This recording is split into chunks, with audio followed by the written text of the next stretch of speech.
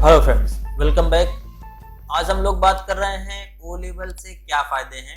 After O level आपको कौन सी government job मिलती है, आपको कौन सी प्राइवेट जॉब मिलती है। अगर आप प्राइवेट और गवर्नमेंट जॉब दोनों नहीं करते हैं तो आप सेल्फ से क्या कर सकते हैं, यानी खुद से आप क्या कर सकते हैं। इसके पहले हम जानेंगे थोड़ा सा सिलेबस क्या है, आप क्या पढ़ते हैं ओ लेवल में। अगर आप ओ लेवल करना चाहते हैं या आप कर चुके हैं, इवन जो लोग कर चुके हैं तो 90% स्टूडेंट नहीं जानते हैं कि क्या बेनिफिट्स है। तो अगर आप कर रहे हैं या आप करना चाहते हैं, आप कर चुके हैं, तो आप जान लें कि ओ लेवल से क्या बेनिफिट्स हैं। तो सबसे पहले हम जानते हैं ओ लेवल कितने टाइप का होता है। देखिए, ओ लेवल नाइलेट कराता है और ओ लेवल कुछ यूनिवर्सिटियां भी कराती हैं। तो जो नाइलेट कराता है वो 3 टाइप का ओ लेवल कराता है। पहला है ओ लेवल सॉफ्टवेयर, फिर ओ लेवल हार्डवेयर और फिर मैट ओ लेवल यानी मल्टीमीडिया ओ लेवल। तो सबसे ज्यादा जो मांगा जाता है, यानी गवर्नमेंट सेक्टर में जिसकी सबसे ज्यादा रिक्वायरमेंट है, जरूरत है, वो है O level software. O level software का जो स्ट्रक्चर है वो है 4 पेपर होते हैं, एक प्रैक्टिकल होता है और एक प्रोजेक्ट होता है। अब 4 पेपर में आपको क्या क्या सीखना होता है। पहला पेपर है आपका IT tools and network basics. यहाँ पर आपको सीखना होता है fundamental MS office, Libre office, internet और नेटवर्क। दूसरा पेपर आपका आता है वेब डिजाइनिंग एंड पब्लिशिंग। यहाँ पर आपको HTML, CSS, जावास्क्रिप्ट और पब्लिशिंग के टूल्स सीखने होते हैं, यानी आप यहाँ पर वेब डिजाइनिंग सीखते हैं और उसे पब्लिश करना सीखते हैं। क्लाइंट साइड स्क्रिप्टिंग लैंग्वेज है इसमें। अगला है तीसरा पेपर, यहाँ पर आपको प्रोग्रामिंग सीखनी होती है पाइथन में। और चौथा पेपर है IoT एंड एप्लीकेशन, तो इंटरनेट ऑफ थिंग्स और उसके एप्लीकेशंस, यहाँ पर आपको ये सीखना होता है। जैसे कोई भी थिंग्स हैं, जो चीजें हैं जो इंटरनेट से कनेक्ट होकर चलती हैं और उनमें कौन से एप्लीकेशन काम करते हैं। तो यहाँ पर एम्बेडेड सी का इस्तेमाल किया जाता है और कुछ सेंसर है, कुछ डिवाइसें हैं, आपको वो सीखनी होती है। तो ये पूरा सिलेबस है आपका ओ लेवल का। तो आप ये सब सीख जाते हैं। इसके बाद देखिए कौन सी आपको गवर्नमेंट जॉब मिलती है। तो हम बात करते हैं गवर्नमेंट सेक्टर में। सबसे पहला आपका जॉब, ये बहुत ज्यादा लोग करते हैं, इसी के लिए ओ लेवल करते हैं। UPSSC से RO ARO का रिक्वायरमेंट आता है, इसे बोलते हैं समीक्षा अधिकारी। इसके बाद UPASI का आता है, ये आपका ओ लेवल मांगते हैं इसमें। और अगला है आपका UPPSC से कंप्यूटर असिस्टेंट, ये जॉब आपका ओ लेवल के बाद आता है। इसके बाद इलाहाबाद हाई कोर्ट, ये भी आप लोग जानते होंगे कि इलाहाबाद हाई कोर्ट का जॉब जो है वो आपका ओ लेवल के बाद आता है। पंजाब पुलिस में भी ओ लेवल मांगा जाता है। और इसके बाद कुछ और गवर्नमेंट जॉब है जहां पर ओ लेवल मांगता है। तो कंप्यूटर ऑपरेटर ग्रेड B का एक पोस्ट आता है, यहाँ पर आपका ओ लेवल मांगा जाता है। UPPCL में भी आपका ओ लेवल मांगा जाता है।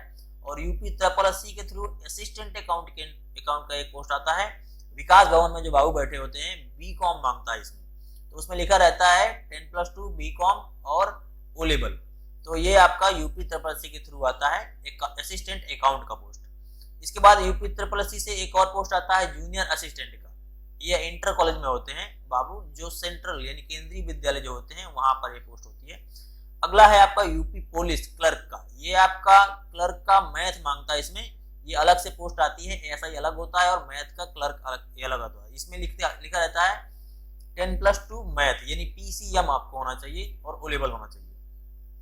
तो ये गवर्नमेंट सेक्टर है जहां पर ओ लेवल मांगा जाता है। अभी और भी ऐसे सेक्टर हैं जहां पर ओ लेवल मांगा जाता है, तो कुछ हमने मेंशन नहीं किए हैं क्योंकि काफी लोग कैटेगरी में आते हैं। ये आपके बेटर कैटेगरी के पोस्ट हैं जहां पर आप जा सकते हैं ओ लेवल के बाद। साल भर में कम से कम 3 या 4 टाइप का आपका ओ लेवल से वैकेंसी आता है, अलग अलग पोस्ट में, अलग अलग डिपार्टमेंट में। बहुत सी पोस्टें तो पता भी नहीं चल पाती हैं कि कब आई और कब चली गई, तो आपको जानकारी रखनी चाहिए इन सब के बारे में। आगे हम बात करते हैं कि प्राइवेट सेक्टर कौन से जॉब हैं जो आपको ओ लेवल के बाद मिलते हैं। तो देखिए, पहले आप जनरल मैनेजर की पोस्ट होती है। बहुत सी कंपनियां हैं, लिमिटेड कंपनियां हैं जहां पर आपको सैलरी बेस्ड जॉब मिल जाता है।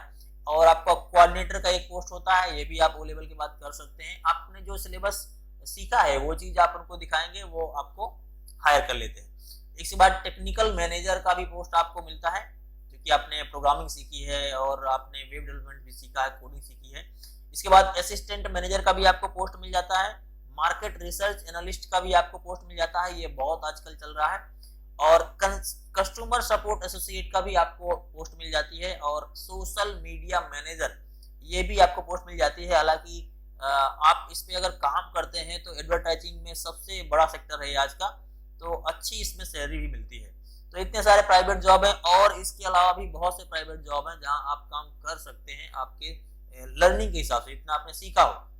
ठीक है, ये हो गया प्राइवेट जॉब और सरकारी जॉब। अगर आप दोनों नहीं करते हैं तो आप सेल्फ से खुद से क्या कर सकते हैं ओ लेवल के बाद, तो देखिए आप टीचिंग कर सकते हैं, आप पाइथन पढ़ा सकते हैं, आप वेब डिजाइनिंग पढ़ा सकते हैं, आप ओ लेवल पढ़ा सकते हैं, आप ट्रिपल सी पढ़ा सकते हैं, आप बेसिक पढ़ा सकते हैं, तो आप टीचिंग लाइन पे जा सकते हैं।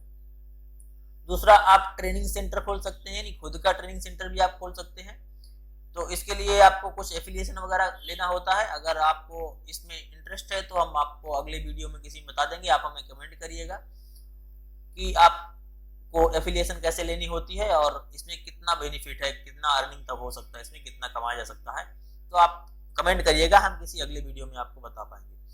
अभी आगे हम देखते हैं कि साइबर कैफे, बहुत से साइबर कैफे सिटी में खुले होते हैं, तो आप इसको एक नए लेवल से बना सकते हैं। अच्छा एनवायरनमेंट बना के आप साइबर कैफे खोल सकते हैं और अच्छी अर्निंग आ सकती है, क्योंकि आपने बहुत सारी चीजें सीखी हैं, तो उसके अकॉर्डिंग आप उसे और बेहतर बना सकते हैं। इसके बाद आप ब्लॉगिंग काम कर सकते हैं, आप खुद का ब्लॉग लिख के आप ब्लॉगिंग कर सकते हैं, और आप वेब डेवलपर के रूप में काम कर सकते हैं। जैसे बहुत से दुकान वाले हैं, शॉपकीपर हैं, वो भी अपनी वेबसाइट बनाना चाहते हैं, और इंस्टीट्यूट वाले हैं, कॉलेज वाले हैं, स्कूल वाले हैं, सभी अपना वेबसाइट बनाना चाहते हैं, तो आप उनके लिए वेबसाइट बनाने का काम कर सकते हैं, आपको अच्छी अर्निंग मिलने लगती है। और फ्रीलांसर के रूप में आप काम कर सकते हैं। आप प्रोग्रामिंग सीख चुके होते हैं पाइथन में, आप वेब डेवलपमेंट सीख चुके होते हैं, आप आईओटी सीख चुके होते हैं, तो आप फ्रीलांसर के रूप में भी काम कर सकते हैं। अब सबसे बड़ी चीज है इसकी, आपने जो सिलेबस है वो अच्छे से सीखा हो।